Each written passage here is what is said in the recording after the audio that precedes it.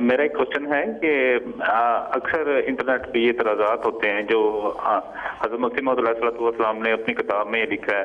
کہ میں ایک دعوے کے بعد ایک ایک لمبا عرصہ زندہ رہا،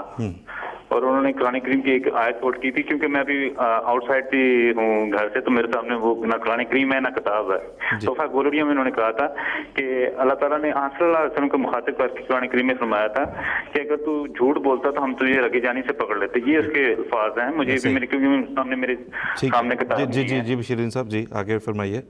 تو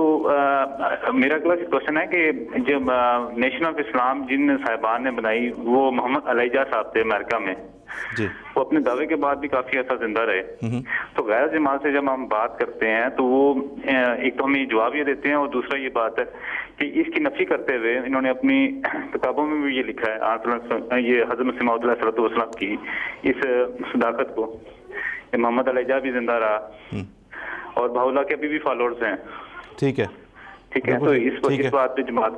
ٹھیک ہے جی بشیر الدین صاحب۔ مجید عامر صاحب اگر آپ اس پہ کچھ بتائیں۔ پڑھ کے سنا دیتا ہوں جو انہوں نے جس کی طرف اشارہ کیا ہے، یہ سورۃ الحاقہ کی آیتیں 2-3 آیات ہیں۔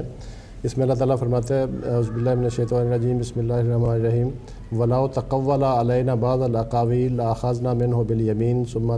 لَقَطَعْنَا مِنْهُ الْوَتِينَ فَمَا مِنْكُم مِّنْ أَحَدٍ عَنْهُ حَاجِزِينَ۔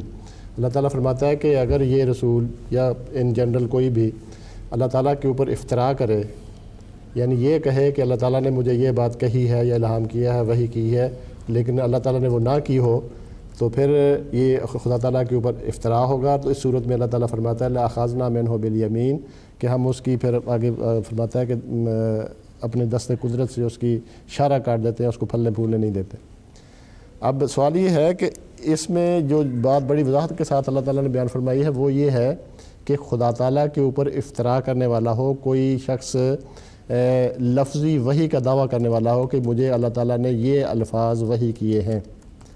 مسیح موعود علیہ السلام کا یہی دعویٰ ہے، حضور نے اپنی بے شمار لفظی وحی جو اللہ تعالیٰ نے آپ کی طرف فرمائی وہ اپنی کتب میں شائع فرمائی ہے، اور ایک لمبا عرصہ شائع کرتے رہے۔ یعنی جب آپ کو ماموریت کا الہام ہوا اس سے پہلے بھی آپ کو وحی ہوتی تھی، اس کا بھی حضور نے اپنی کتاب براہین احمدیہ میں ذکر کیا، اور پھر آخر دم تک، زندگی کے آخری دن تک جو وحی آپ کو ہوتی رہی وہ لفظی وحی آپ بیان فرماتے رہے ہیں، کتابوں میں شائع شدہ موجود ہے۔ اب یہاں یہ معیار بیان کیا گیا ہے، اور بعض دفعہ لوگ یہ بھی بیان کرتے ہیں کہ بہاؤاللہ کا بھی اس ضمن میں ذکر کرتے ہیں کہ بہاؤاللہ بھی زندہ رہا، لیکن یہ یاد رکھنا چاہیے کہ بہاؤاللہ نے وحی کا دعویٰ نہیں کیا، نبی ہونے کا دعویٰ نہیں کیا، بلکہ اس نے خدائی کا دعویٰ کیا تھا۔ یہ اس میں قیاس، یعنی یہ قیاس مع الفارق بن جاتا ہے کہ دو مختلف چیزیں بن جاتی ہیں۔ یہاں اللہ تعالیٰ جو بیان فرما رہا ہے وہ یہ ہے کہ وہ وحی کا، لفظی وحی کا اور نبی ہونے کا دعویٰ اس نے کیا ہو۔ تو کیا یہ جن دوستوں کا جس کا انہوں نے اس دوست نے ذکر کیا ہے، کیا اس نے یہ دعویٰ کیا ہے کہ مجھے لفظی طور پہ اللہ تعالیٰ کی طرف سے یہ وحی ہوئی، مجھے اللہ تعالیٰ نے نبی بنا کے بھیجا ہے دنیا کی ہدایت کے لیے؟ یہ بات نہیں ہے۔ تو اس کے اوپر پھر وہ یہ بات جو ہے قرآن کریم کا یہ معیار جو ہے وہ چسپاں نہیں ہوتا، اسی کے اوپر چسپاں ہوگا جو نبوت کا دعویٰ کرے، یعنی یہ کہے کہ مجھے اللہ تعالیٰ نے کہا ہے، مامور کیا ہے بطور نبی کے، اور میرے اوپر یہ لفظی وحی ہوئی ہے۔ اگر یہ نہیں ہے تو پھر یہ قرآن کریم کی جو آیت ہے اس کے لیے